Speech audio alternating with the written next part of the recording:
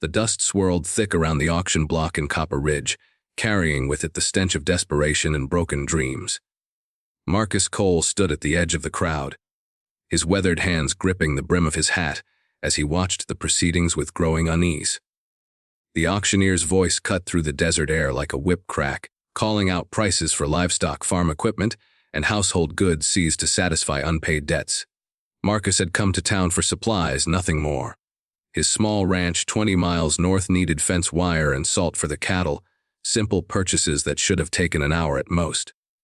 But something about the crowd's energy felt different today, charged with an ugly current that made his skin crawl. He'd lived through enough frontier hardships to recognize the scent of human misery when it hung heavy in the air. Next item up for auction. The auctioneer bellowed, his voice taking on a tone that made Marcus's stomach turn.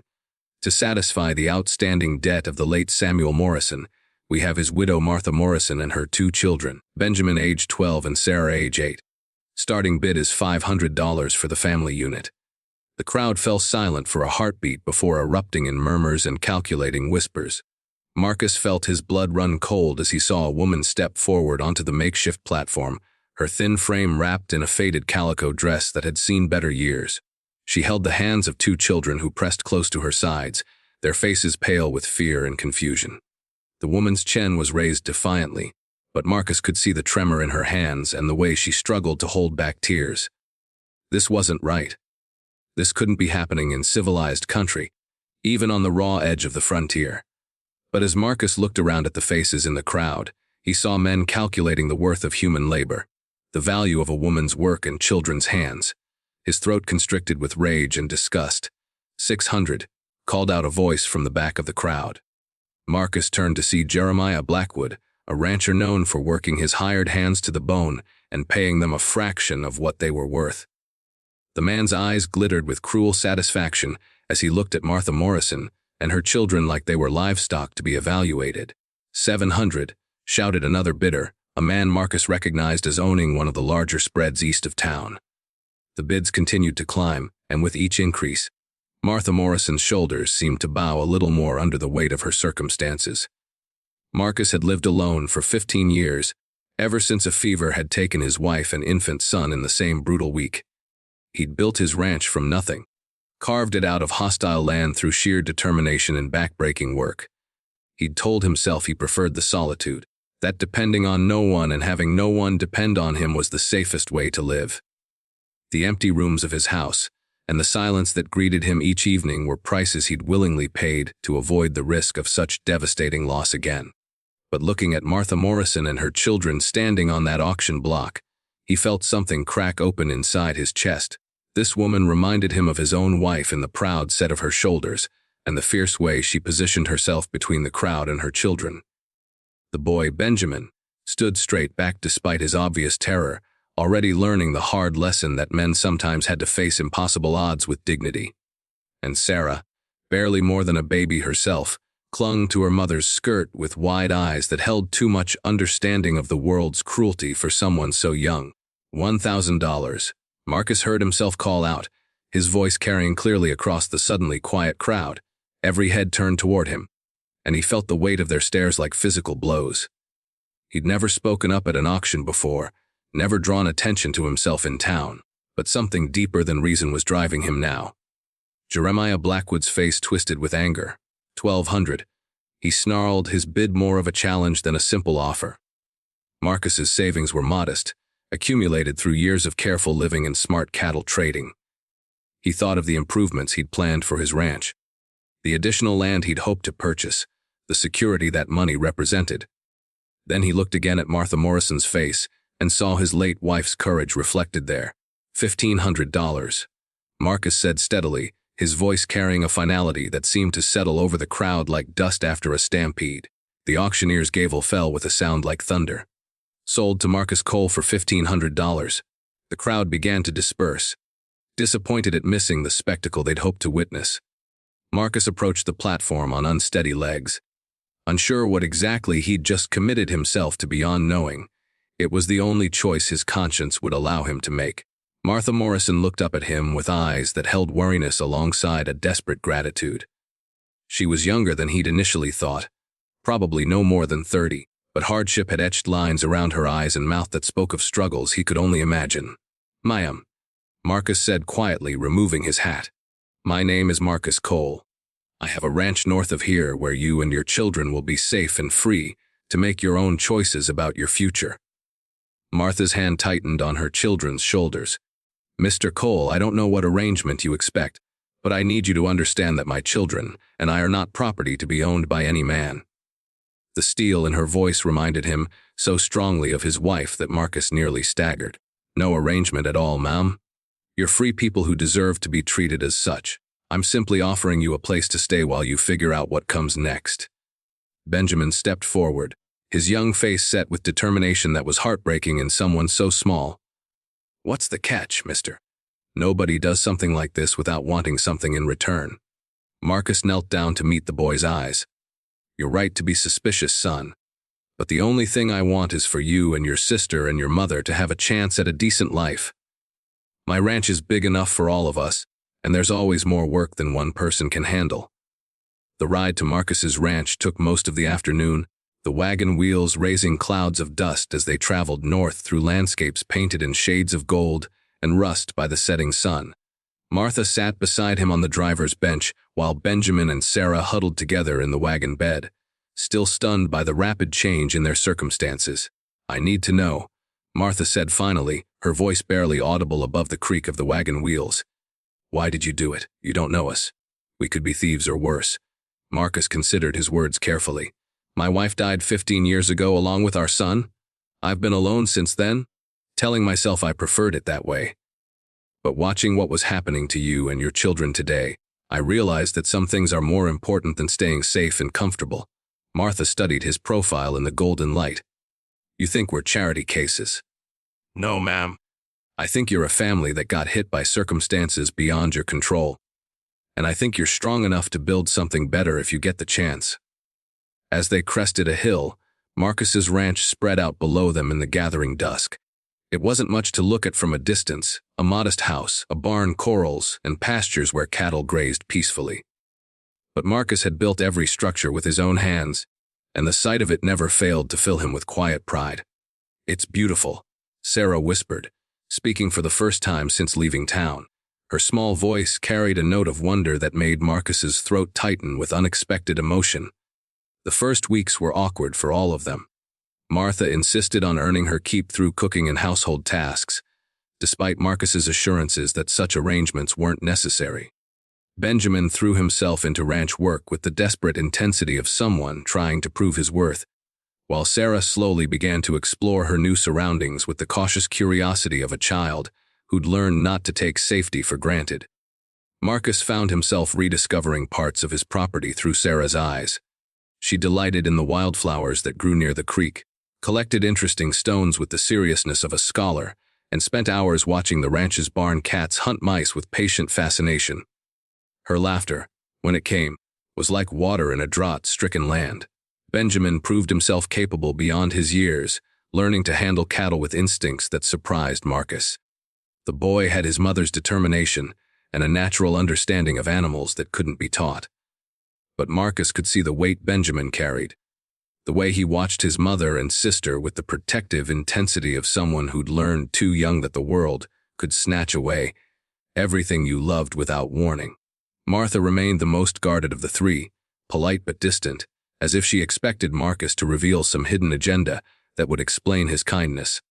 She worked tirelessly around the house, transforming the bachelor spaces into something that felt like a home for the first time since Marcus's wife had died. But she maintained invisible barriers that Marcus respected, understanding that trust would have to be earned slowly. One evening in late autumn, as the first cold snap painted frost on the windows, Martha finally told him their story. Her husband Samuel had been a good man but a poor judge of character, lending money to friends who disappeared when payment came due and investing their savings in schemes that had collapsed like houses built on sand. When the fever took him, he'd left behind debts that Martha had tried desperately to pay through her sewing and washing clothes for other families. "I sold everything we owned," she said quietly as they sat by the fireplace while the children slept. "The furniture, Samuel's tools, even my wedding ring. But it wasn't enough. The bank said they'd take the children if I couldn't pay, place them in institutions or with families who'd work them like servants. When they said they'd auction us together, I thought at least we'd stay together, even if it meant becoming someone's property. Marcus stared into the fire, feeling anger burn in his chest at the injustice of it all. You're not anyone's property, Martha. Not mine, not anyone's. This is your home for as long as you want it to be. Winter arrived early that year, bringing blizzards that isolated the ranch for days at a time. The forced closeness gradually wore away some of the barriers between them. Marcus taught Benjamin to read brands and identify different types of cattle sickness. Sarah appointed herself assistant to both her mother and Marcus, helping with everything from cooking to feeding the animals with cheerful determination. Martha began to relax her rigid guard, sharing stories of her life before tragedy struck and listening with growing interest as Marcus talked about his plans for expanding the ranch. The evening conversations by the fireplace became a ritual they all looked forward to, a time when the artificial boundaries of their arrangement faded into something that felt more like genuine family. Spring brought both new hope and new challenges. Word reached them that Jeremiah Blackwood had been spreading rumors in town about Marcus's arrangement with Martha and her children, suggesting improprieties that made decent people turn away when the family appeared in public. The gossip was cruel and baseless, but Marcus could see how it wounded Martha's pride and made the children uncomfortable. Maybe we should leave, Martha said one morning after a particularly unpleasant encounter at the general store. Find somewhere else to start over where people don't know our history. Marcus felt something close to panic at the thought of losing them. Over the months, Martha and her children had become more than house guests or hired help. They'd become the family he'd never expected to have again, filling empty spaces in both his house and his heart that he'd forgotten existed. This is your home, he said firmly. Let the gossips talk. Anyone with sense can see what kind of person you are. But the pressure continued to mount. Benjamin got into fights at school with boys who repeated their father's ugly speculations. Sarah became withdrawn and clingy, afraid to leave the ranch for fear of the stares and whispered comments that followed them everywhere. The crisis came in early summer when Jeremiah Blackwood rode up to the ranch with two of his men, ostensibly to discuss purchasing some of Marcus's cattle. But his real purpose became clear when Martha stepped onto the porch to greet the visitors. Well, Blackwood drawled, his eyes moving over Martha with calculated insolence. Still playing house with Cole's little family, I see. Tell me, Mrs. Morrison, are you earning your keep the way I think you are? Marcus stepped protectively in front of Martha, his hand moving instinctively toward the gun at his hip. You'll apologize to the lady and get off my land, Blackwood. Blackwood's men shifted in their saddles, hands drifting toward their own weapons. The tension crackled like lightning before a storm, and Marcus could hear Martha's sharp intake of breath behind him. Or what, Cole? You'll shoot me for speaking the truth. Everyone in town knows what kind of arrangement you've got here. Decent folk are wondering when the sheriff might need to investigate exactly what's happening with those children. The threat was clear and vicious, designed to wound where it would hurt most. Marcus felt rage building in his chest like steam in a boiler, threatening to explode into violence that would only make their situation worse. It was Benjamin who broke the deadly tension, stepping out of the house with the rifle Marcus had been teaching him to use for hunting. The boy's hands were steady as he leveled the weapon at Blackwood, his young face set with determination that was both admirable and terrifying. I think you should leave now, Benjamin said quietly, his voice carrying none of the uncertainty typical of a 12-year-old. And if you ever come back here talking about my mother that way, you'll answer to me. Blackwood laughed, but there was something in the boy's eyes that made him uneasy. Big words from a little boy. I'm not so little anymore, Benjamin replied, and Marcus realized with a shock that it was true. The months of ranch work had broadened the boy's shoulders and added inches to his height. More importantly, it had given him a quiet confidence that spoke of someone who'd learned to stand up for what mattered. Martha stepped forward, placing her hand on her son's shoulder while keeping her eyes fixed on Blackwood. My children and I are here by choice, Mr. Blackwood. Cole has been nothing but honorable in his treatment of us. If you have a problem with that arrangement, you can take it up with the sheriff. But I warn you, any man who threatens my family will find me a more dangerous enemy than you might expect. The steel in her voice seemed to surprise even Marcus.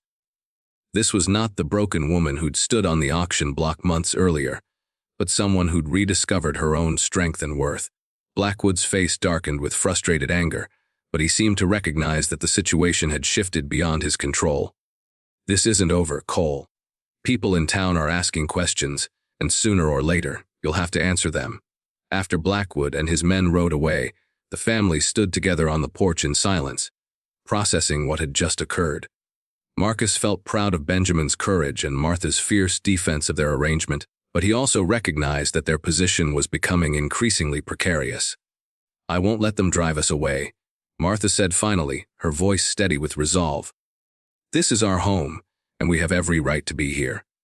Marcus looked at her standing there with her children flanking her like young soldiers, and felt his heart swell with admiration and something deeper that he was finally ready to acknowledge. Somewhere during the long winter evenings and gradual sharing of their lives, he'd fallen in love not just with Martha, but with the idea of being part of a family again.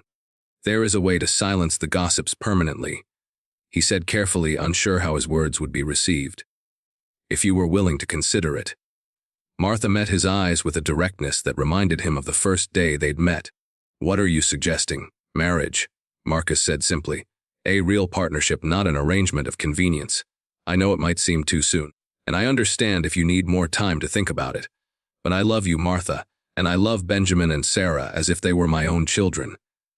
If you'll have me, I'd be honored to be your husband and their father in every way that matters." The silence stretched between them while Martha considered his words. Benjamin and Sarah watched their mother intently, hope and uncertainty warring in their young faces. "Are you asking because of Blackwood and the gossip?" Martha asked finally. "I'm asking because I can't imagine my life without you anymore," Marcus replied honestly. "The gossip just makes it more urgent to say what I should have said months ago." Martha's eyes filled with tears, but her smile was radiant. "Then yes, Marcus Cole, yes to all of it." The wedding took place a month later in the small church in Copper Ridge, with half the town in attendance. Some came out of genuine goodwill, others out of curiosity about the unconventional romance that had grown from such difficult circumstances. Jeremiah Blackwood was notably absent, his influence in the community having waned as people grew tired of his bitter gossip. Martha wore a simple blue dress she'd sewn herself, and Marcus had never seen anyone more beautiful. Benjamin stood at his side as best man, while Sarah scattered wildflower petals with solemn concentration. When the preacher pronounced them husband and wife, the kiss they shared felt like a promise of new beginnings for all of them. As they left the church together, Martha slipped her hand into Marcus's and leaned close to whisper, "Thank you for seeing us as more than just people to be saved. Thank you for teaching me that family isn't something you lose forever," he replied. "It's something you can choose to build again if you're brave enough to take the risk." The years that followed brought both challenges and joys in the way of all real families. The ranch prospered under their combined efforts, growing from Marcus's modest operation into one of the most successful spreads in the territory. Benjamin developed into a skilled rancher and natural leader, eventually taking over much of the day-to-day operations. Sarah grew into a bright, determined young woman who surprised everyone by developing a talent for numbers and business that proved invaluable to the ranch's expansion. Martha became the heart of their growing community, organizing church socials and helping newcomers settle into the harsh but rewarding frontier life. Her strength and compassion made her a natural leader among the ranch wives, and her story became local legend, proof that dignity and determination could overcome even the most desperate circumstances.